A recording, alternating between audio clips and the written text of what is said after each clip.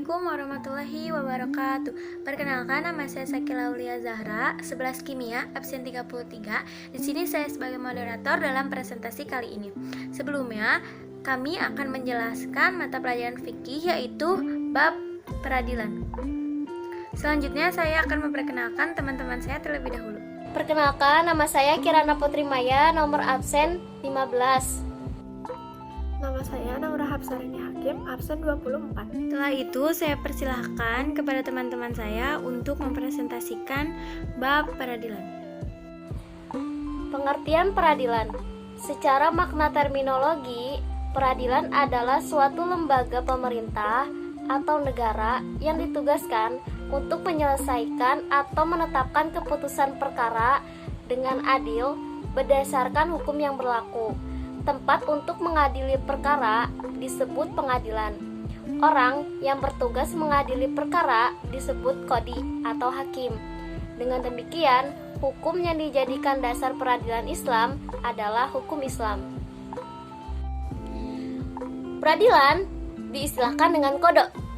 Istilah tersebut diambil dari kosakata bahasa Arab yang memiliki arti memutuskan, menyempurnakan, dan menetapkan. Sedangkan dari segi istilah ahli fikih, qada berarti lembaga hukum dan perkataan yang harus dituruti yang diucapkan oleh seseorang, di mana ia mempunyai wilayah umum, atau menerangkan hukum agama atas dasar mengharuskan orang mengikutinya. Menurut Muhammad Salamatkur, qada disebut hakim karena dia melarang pelaku dari perbuatan tidak adil. Karena adanya berbagai pengertian dari kata qada itu, maka ia bisa digunakan dalam arti memutuskan perselisihan oleh hakim. Orang yang melakukannya disebut qadhi. Menurut para ahli fikih, terminologi syariat dari kata qada adalah memutuskan perselisihan dan menghindarkan perbedaan serta konflik-konflik. Dengan definisi-definisi tersebut, maka dapat kita simpulkan bahwa tugas qada atau lembaga peradilan ini adalah menampakkan hukum agama atau menegakkan hukum agama. Fungsi peradilan. Fungsi peradilan sebagai lembaga negara yang ditugasi untuk menyelesaikan dan memutuskan setiap perkara dengan adil. Maka peradilan berfungsi untuk menciptakan ketertiban dan ketentraman masyarakat yang dibina melalui tegaknya hukum.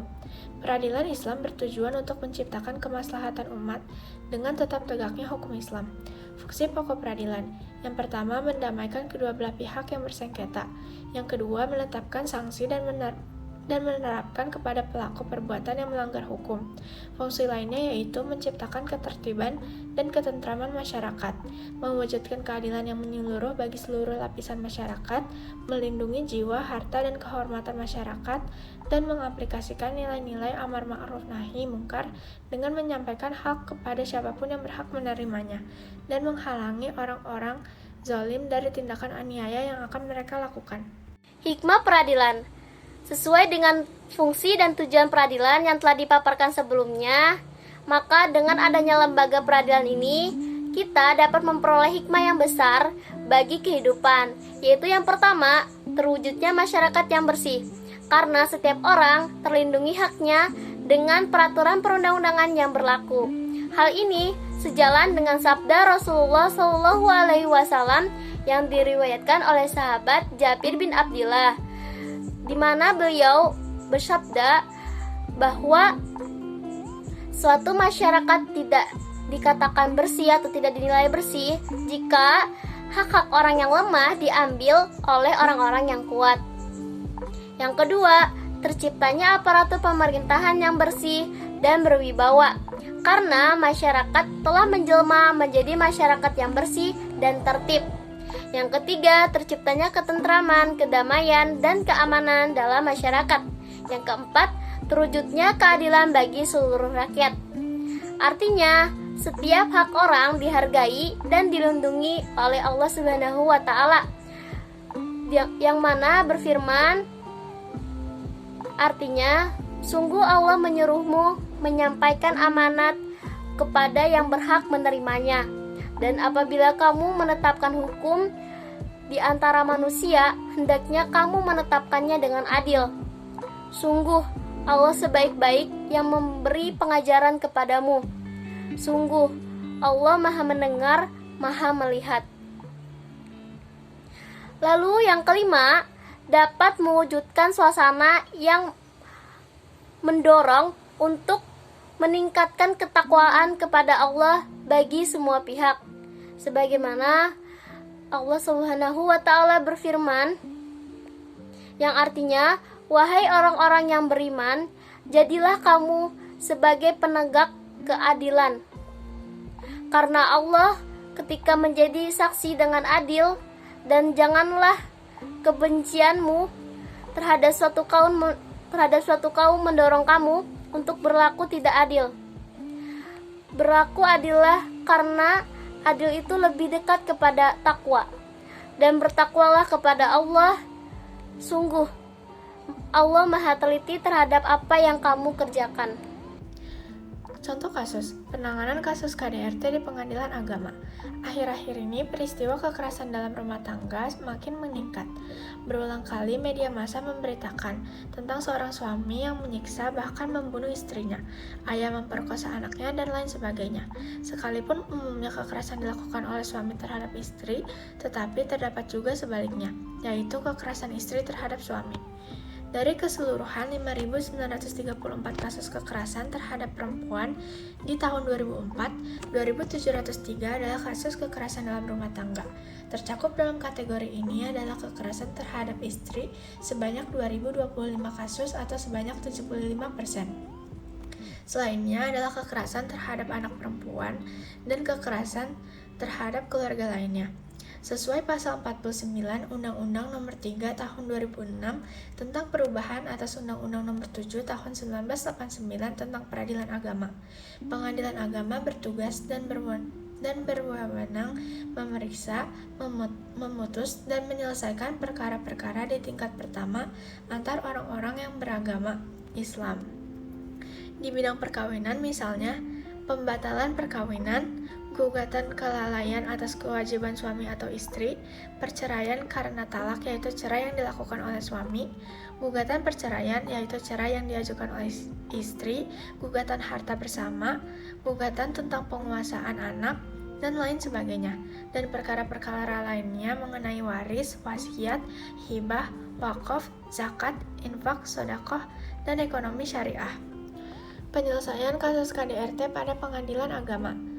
Dalam penjelasan Pasal 39 Ayat 2 Undang-Undang Nomor 1 Tahun 1974 Jo, Pasal 19 PP Nomor 9 Tahun 1975 tentang pelaksanaan Undang-Undang Nomor 1 Tahun 1974 Jo, Pasal 116 Kompilasi Hukum Islam. Ditegaskan alasan-alasan yang menjadi dasar seseorang itu bisa mengajukan perceraian di pengadilan, yaitu yang pertama, salah satu pihak berbuat zina atau menjadi pemabuk, pemadat, penjudi, dan lain-lain sebagainya yang sukar disembuhkan. 2. Salah satu pihak meninggalkan pihak lain selama 2 tahun berturut-turut tanpa izin pihak lain dan tanpa alasan yang sah atau karena hal lain di luar kemampuannya. 3. Salah satu pihak mendapat hukuman penjara 5 tahun atau hukuman yang lebih berat setelah perkawinan berlangsung. 4. Salah satu pihak melakukan kekejaman, penganiayaan berat yang membahayakan pihak lain. 5. Salah satu pihak mendapat cacat badan atau penyakit dengan akibat tidak dapat menjalankan kewajibannya sebagai suami atau istri. 6. Antara suami dan istri terus-menerus terjadi perselisihan dan pertengkaran dan tidak ada harapan akan hidup rukun lagi dalam rumah tangga. 7. Suami yang melanggar taklid talak atau janji yang diucapkan suami setelah akad nikah. 8. Murtad, yaitu keluar dari Islam, yang menyebabkan ketidakrukunan dalam rumah tangga. Dari alasan-alasan tersebut dapat dilihat bahwa dalam kasus KDRT masuk dalam kategori pada poin 4. Dalam proses penyelesaian kasus perceraian di pengadilan agama dengan alasan KDRT, umumnya pihak istri tidak mau mengungkapkan alasan KDRT sebagai alasan perceraian karena berbagai sebab, sehingga yang biasa dijadikan alasan adalah poin 6, yaitu antara suami istri terus-menerus terjadi percekcokan dan pertengkaran yang sudah sulit diharapkan untuk bisa bersatu kembali, atau pelanggaran taklid talak poin 7 berupa penelantaran tanpa biaya hidup. Dalam hal perceraian karena alasan KDRT, umumnya yang menjadi faktor penyebab adalah mabuk akibat minuman keras, faktor ekonomi, faktor cemburu atau perselingkuhan, faktor usia yang belum mapan, faktor intervensi pihak ketiga yaitu keluarga, dan lain-lain. Dari beberapa perkara perceraian karena alasan KDRT yang diperiksa Pengadilan Agama, terungkap bahwa hampir semuanya terjadi karena berawal dari perkawinan yang tidak sehat. Karena persoalannya cukup kompleks, yang menjadi dasar bagi Pengadilan Agama adalah apakah rumah tangga mereka masih bisa dipertahankan atau tidak. Dengan tanpa melihat siapa yang menjadi penyebab, alasan Pengadilan Agama adalah jika memaksakan hidup bersama dalam kondisi seperti itu lebih berbahaya daripada manfaatnya, maka jalan terbaik bagi keduanya adalah perceraian. Banyak kasus kekerasan lantaran pelecehan yang menimpa perempuan tidak dilaporkan atau diproses secara hukum. Menurut catatan Mitra Perempuan, hanya 12,2% istri yang mengalami KDRT menempuh jalur hukum, sedangkan mayoritas yaitu 45,2% memutuskan pindah rumah dan 10,90% memilih diam. Ada berbagai kemungkinan sebab mengapa kasus KDRT ini tidak banyak yang dilaporkan atau diproses secara hukum. Misalnya bila ada anak-anak, sementara tumpuan penghidupan ada pada sang ayah, maka pihak istri akan kehilangan sumber ekonomi. Akibatnya sang istri terpaksa harus menelan pil kekerasan, penganiayaan, dan penelantaran demi menghindari status janda dan single parents. Payung hukum terhadap perempuan. Mengapa kasus KDRT ini tidak dapat dieliminir? Padahal payung hukum untuk itu sudah boleh dianggap cukup. Memang, berbagai aturan sebagai payung hukum pencegahan tindak kekerasan sudah cukup untuk dijadikan dasar. Misalnya, Undang-Undang Nomor 7 Tahun 1984 tentang pengesahan Konvensi mengenai penghapusan segala bentuk diskriminasi terhadap perempuan atau Convention on the Elimination of All Forms of Discrimination Against Women, Kepres nomor 181 tahun 1989 tentang Komisi Nasional Anti Kekerasan Terhadap Perempuan, Undang-Undang nomor 23 tahun 2004 tentang penghapusan kekerasan dalam rumah tangga, Surat Keputusan Bersama antara Menteri Negara Pemberdayaan Perempuan, Menteri Kesehatan, Menteri Sosial, dan Kepala Kepolisian 2002, dan berbagai peraturan tentang HAM. Mungkin persoalannya sekarang adalah sosialisasi dan optimalisasi pelaksanaan dari keseluruhan peraturan tersebut, terutama Undang-Undang Nomor 23 Tahun 2004 yang belum efektif. Tetapi harus diingat juga bahwa sesungguhnya ada perlindungan terhadap hak-hak istri dan anak-anak, terutama apabila kekerasan dan penganiayaan itu mengakibatkan harus berakhir dengan perceraian. Undang-Undang Nomor 1 Tahun 1974 tentang perkawinan, Undang-Undang Nomor 7 Tahun 1989 tentang peradilan agama, Kompilasi Hukum Islam, PP 10 Tahun 1983. Misalnya, jika perkawinannya dilaksanakan di bawah ancaman pemaksaan, maka istri dapat meminta pembatalan terhadap pernikahannya itu. Apabila istri dicerai oleh suami, maka selama istri tidak tergolong istri yang durhaka, ia berhak atas nafkah lampau. Apabila sebelum dicerai tidak diberi biaya hidup, nafkah idah yang berarti masa tunggu, nafkah dan mut'ah, pemberian dari bekas suami berupa hadiah. Tentang harta bersama, suami istri dapat bertindak terhadap harta bersama atas persetujuan kedua belah pihak. Seorang istri berhak atas separuh dari harta bersama apabila terjadi perceraian atau cerai mati. Tentang pemeliharaan dan pendidikan anak. Anak yang di bawah 12 tahun dalam asuhan istri dan ayah bertanggung jawab atas biaya pemeliharaan dan pendidikan anak sampai anak dewasa atau dapat berdiri sendiri. Saya akan menyimpulkan apa sih itu peradilan dalam Islam. Jadi peradilan itu diistilahkan dengan qada. Istilah tersebut diambil dari kata yang memiliki arti memutuskan, menyempurnakan, dan menetapkan.